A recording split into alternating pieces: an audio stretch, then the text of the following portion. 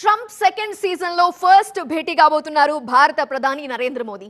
ఓవైపు డిపోర్టేషన్ లో, మరోవైపు సుంకాల ఆంక్షల నేపథ్యంలో బిగ్ బ్రదర్స్ భేటీపై వరల్డ్ వైడ్ గా ఇంట్రెస్ట్ నెలకొంది. ఇరువురు నేతల భేటీలో వాణిజ్యం, ఆర్థిక సహకారం, H1B వీసా, గ్రీన్ కార్డుకు సంబంధించిన అంశాలు ప్రస్తావనకు వచ్చే అవకాశం కనిపిస్తోంది.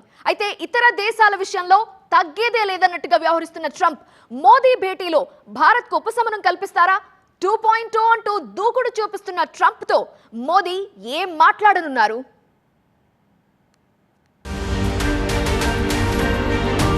అమెరికా పర్యటనలో ఉన్న ప్రధాని మోదీ మరి కాసేపట్లో అమెరికా అధ్యక్షుడు డొనాల్డ్ ట్రంప్ తో కీలక సమావేశానికి సిద్ధమవుతున్నారు. ఒకరినొకరు స్నేహితులుగా సంబోధించే ఈ నేతల భేటీపై ప్రపంచవ్యాప్తంగా ఆసక్తి నెలకొంది.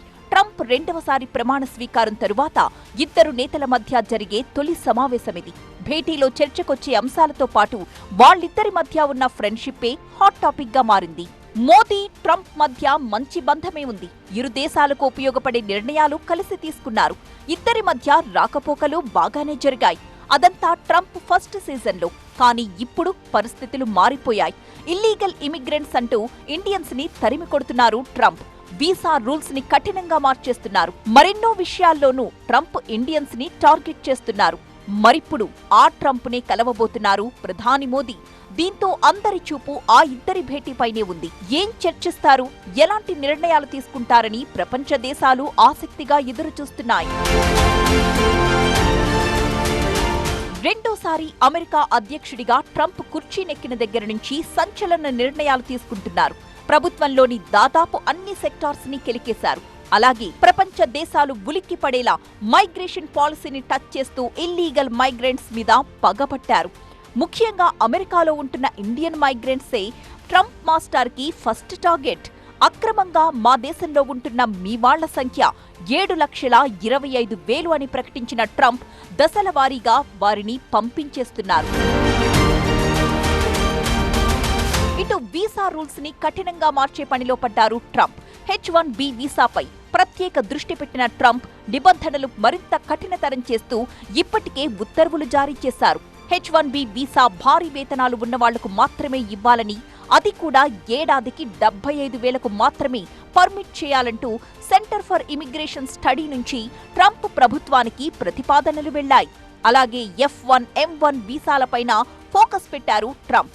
చదువు కోసం వెళ్లిన వాళ్లు వెంటనే తిరిగి వెళ్లిపోయేలా రూల్స్ ని కఠినంగా మార్చే పనిలో పడ్డారు.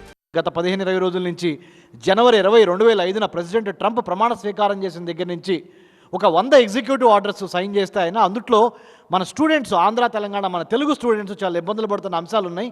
తెలుగు స్టూడెంట్స్తో పాటు మిగతా రాష్ట్ర స్టూడెంట్స్ కూడా భారతదేశం నుంచి ఇబ్బంది పడుతున్న అంశాలని ప్రధానమంత్రి మోడీ గారు డొనాల్డ్ ట్రంప్తో తప్పనిసరిగా ఆయన ఎజెండాలో ఒక భాగంగా ఉంటుంది అనేది ఒక అంచనా ఉన్నది.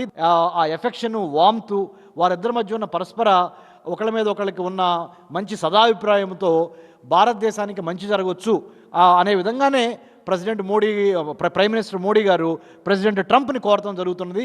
భారత్కు అమెరికా అతిపెద్ద వాణిజ్య భాగస్వామిగా ఉంది. 2023-24లో ఇరు దేశాల మధ్య $118 బిలియన్ విలువైన వాణిజ్యం జరిగింది. ఇందులో భారత్కు అమెరికా దిగుమతుల కంటే అమెరికాకు భారత్ ఎగుమతులే $32 బిలియన్ ఎక్కువగా ఉన్నాయి.